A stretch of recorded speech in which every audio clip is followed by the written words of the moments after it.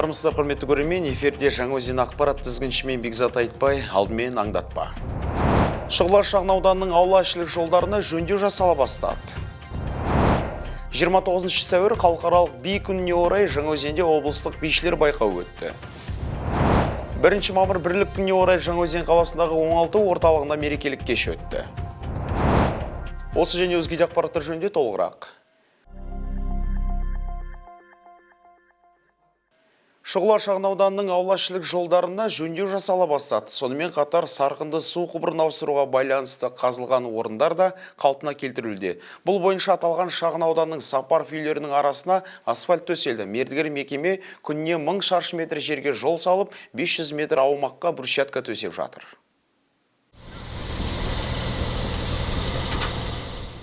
Қазіргі таңда арманның алдында брусчатка төсеу жұмыстары жүріп жатыр. 1-38-ның қасында о жерде де брусчатка төселу басталды. Бүгін Сапаровскийге асфальт төсеп, содан енді мына 2.22-ке төсеп жатыр. Енді бұдан кейін қазір бұйырса, неге базардың алдына, старт магазиннің алдына асфальт төселінеді. Бұрын қазып өткен жерлерімізді қайта қалпына келтіріп жатыр. 29 сәуір халықаралық би күніне орай Жаңаөзенде облыстық бишілер байқауы өтті. Облыстың әр түкпірінен келген 20-ға жуық команда өзара бақтарын сынады. Байқаудың биылғы ерекшелігі қандай? Әріптесім Сәуле Жолманбет толықтырады. Қазақ биі ұлтымыздың асқақ рухы атты облыстық байқаудың мақсаты хореография өнерінің беделін арттыру, би ұжымдары арасындағы шығармашылық байланысты нығайту және өзара тәжірибе алмасу. Сайысқа Маңғыстау облысы бойынша мәдениет үйлері, клубтар, жекеменшік студиялармен қатар білім беру базасындағы би өнермен айналысатын шығармашылық ұжымдар қатысты. Халықтық ұжым Таңшолпан Маңғыстаудан келіп тұрмыз. Осы Жаңаөзен қаласына ең алғаш өнер көрсетіп тұрмыз сахнасында.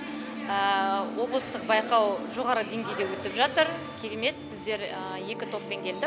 Біріншісі кішкентай топ және үлкен топпен. Үлкен тобымыз қазақ биі стилизованный деп айтылады, керуен саз биімен, және кіші тобымыз әсем қыздар деген биімен келдік.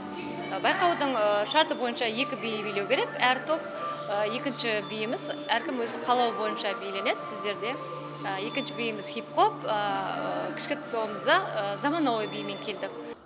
Байқау талабына сай қатысушылардың актерлық шеберліктеріне, техникалық мүмкіндіктеріне, костюмдердің үйлесімділігіне, бидің қозғалысы мен синхрондығына мән берілді. Бұл байқаудың ерекшелігі бұрынғы жылдардан қарағанда бірінші биді біз қазақ биіне қойып отырмыз акцентті. Барлық қазақ биін ұсынады бірінші ереже бойынша.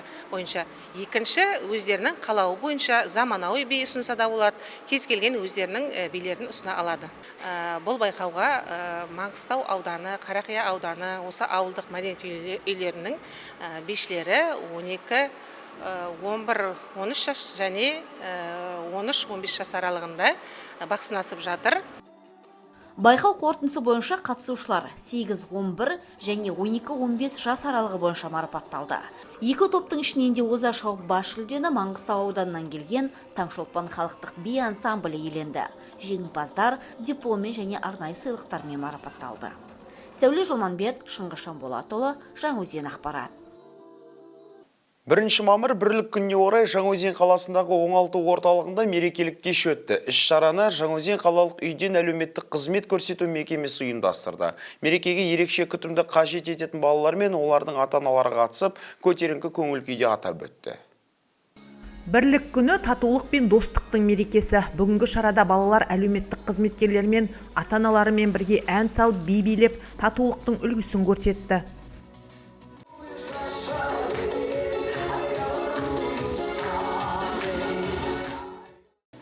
Әр топ үнді, қазақ, өзбек, түркмен, орыс халқының салт дәстүрін, әдет ғұрпын, өнер мен мәдениетін таныстырды. Ұлттық тағамдарын да дайындап ала келген. Біздер балаларымызды үнді халқының биін үйреттік. Киімдерімен таныстырып, ұлттық тағамдарымен, үндінің мантысы, үндінің жәлеби деп аталатын тіске басары. Со балаларымызды жаңағы бірлік күнінде барлық ұлттармен бірге дос болуды үйретіп, сол мақсатта балаларымызды тәрбиеледік. биін, мысалы қынасын қолына салынатын, қолына тағатын бижутериялары жөнінде, сәрие, маңдайына жағылатын бандуа деген үндінің белгілері. Жаңаөзен қаласында 160 үйден қызмет алушы тіркелген. Оның 40-ы қарт кісілер болса, 120-сы балалар. Әр мерекеде оларға арнайы шара ұйымдастырылып, назардан тыс қалдырмаймыз, дейді мекеме басшысы.